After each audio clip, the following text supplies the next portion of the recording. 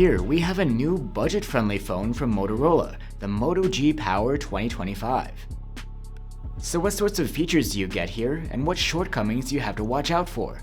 I'm Will for GSM Arena, and let's find out in our Moto G Power 2025 review. The Moto G Power is a pretty straightforward Motorola mid-ranger that's going for around $300 at the time of review.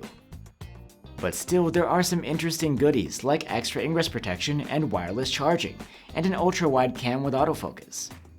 The back of the phone is flat and covered in eco leather, which flows seamlessly over the camera housing. You get a plastic frame here, and the phone is rather large and feels solid in hand. Like I said, Moto has gone above and beyond when it comes to ingress protection. The phone is IP68/IP69 rated against dust, water submersion, and heated water jets. And not only that, the phone even meets a military-grade standard against extreme temperatures. With the display, you witness some of this phone's budget nature. It's an LCD, not an OLED. It's large though, at 6.8 inches, and has a 120Hz refresh rate.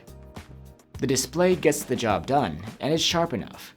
As an LCD, the blacks are not quite as deep, and there's no support for HDR video content here. But these things aren't too bothersome. What we're not quite happy about is that the backlighting of the screen is a bit uneven, and the screen is more reflective than your typical OLED panel, making use out in the sun more difficult. Still, there is decent brightness here for an LCD. We measured around 550 nits with a manual slider, which can boost to nearly 1000 in auto mode. When it comes to refresh rate, you get 120Hz while you're interacting with the screen, which smooths things out, and this dials down to 60Hz when idling to save energy. The Moto G Power has a 3.5mm jack for headphones, as well as a pair of stereo speakers. The speakers have excellent loudness, but there's distortion at higher volumes. I'm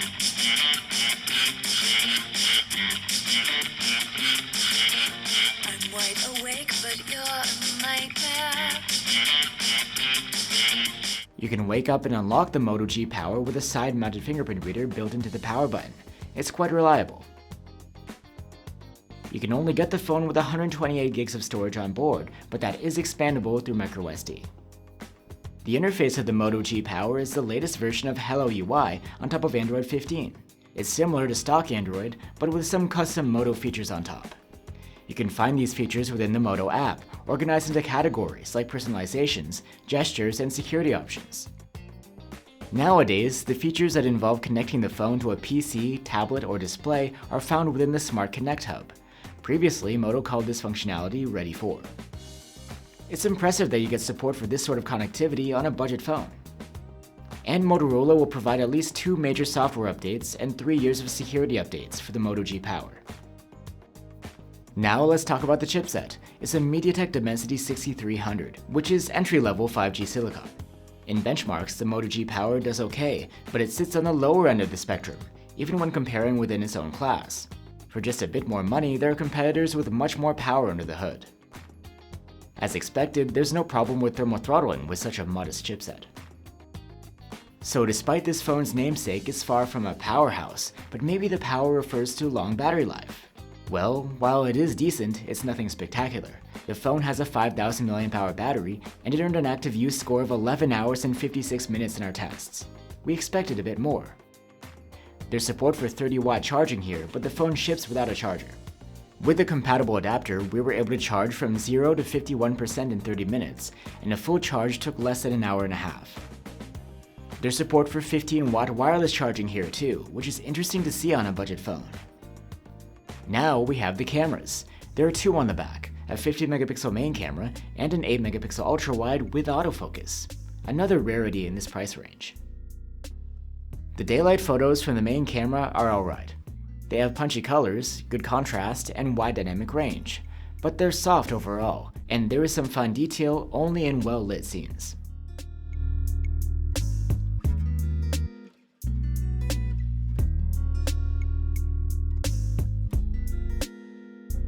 The 2x cropped zoom shots have little to no fine detail, and you can notice some upscaling artifacts.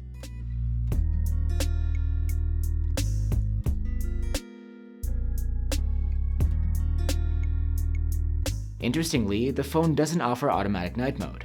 If you're shooting in the dark, By default, the results are not good. You get extreme softness and no detail. There's plenty of noise, and even some upscaling artifacts too.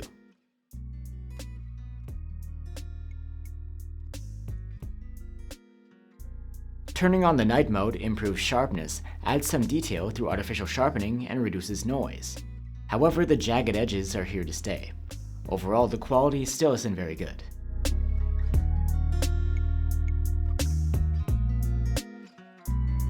We didn't expect much from the ultra-wide camera, but we were surprised by the wide dynamic range and punchy colors. There is plenty of artificial sharpening though, and the sharpness and detail suffer if you have less than perfect lighting.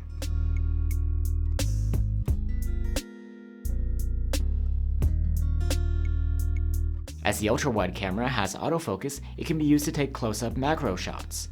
The results are pretty decent as long as you have enough light. The detail isn't spectacular, but the sharpness is alright. At night, the ultra-wide shots are extremely soft and lacking in detail. There's plenty of noise and again some upscaling artifacts like we saw in the main cam. There is support for night mode here, but it doesn't seem to make a big improvement. Selfies from the 16 megapixel front-facing cam are pretty decent. You get natural looking colors, a good amount of detail, and wide enough dynamic range.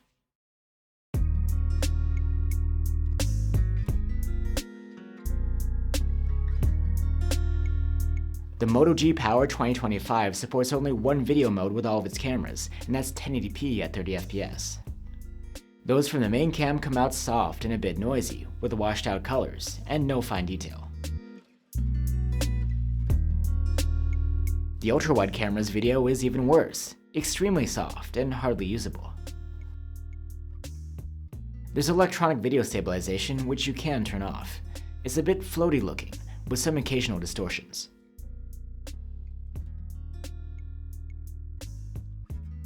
So there you have it, the Moto G Power 2025.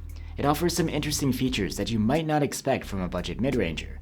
Plus, it has a solid Moto software experience, and it takes pretty decent selfies too. However, there's more to be desired when it comes to the screen, the cameras, the chipset, and the battery life. And you can find other phones that tick those boxes, especially if you're willing to spend a little bit more.